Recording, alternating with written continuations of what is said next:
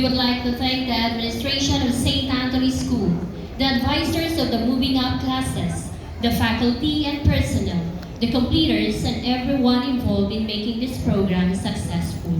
We won't reach the peak of success on this occasion without the collaboration and cooperation of every single mind and effort of the entire community of St. Anthony School.